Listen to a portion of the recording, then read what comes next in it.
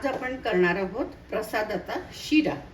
त्यासाठी मी 2 वाट्या बारीक रवा घेतला आहे, 1.5 वाटी साखर घेतली आहे, काजू बदाम हे मिक्सरमध्ये रव्यासारखे थोडे बारीक करून घेतले आहे, दुधामध्ये थोडं केसर घालून घेतलं आहे आणि एक अर्धा लिटर दूध बाजूला तापत ठेवलं आहे। आता आपण रवा भाजून घेऊ। यासाठी मी कढईत 5 टीस्पून चांगलं तूप घातलं आहे। आता हा 3 ते 4 मिनिट रवा कधी मीडियम गॅस कधी मंद गॅसवर असा भाजून घ्यायचा।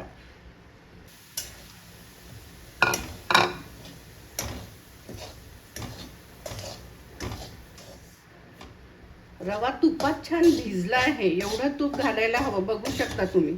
आणि रवा हा आता मी नीट भाजून घेते। हा भाजून झाला की तूप सोडेल आहे।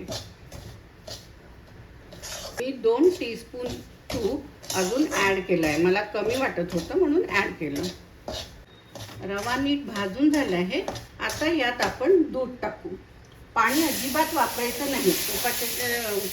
प्रसादाचा शिरा जेव्हा करतो ना, तो नुसता दुधातच करायचा। थोडं थोडं करून दूध टाका।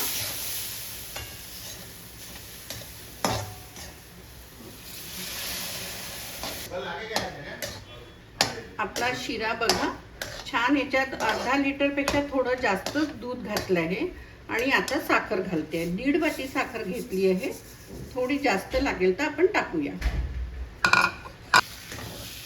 मी शिऱ्यामध्ये साखर घातली, साखरेचा नीट पाक झाला आहे।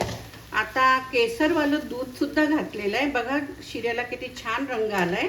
आता आपण काजू बदाम, चारोळी, विलायची हे सगळं मी मिक्स करून ठेवलं होतं ते घालूया आणि 1 मिनिट आपण शिऱ्याची वाफ काढून घेऊया।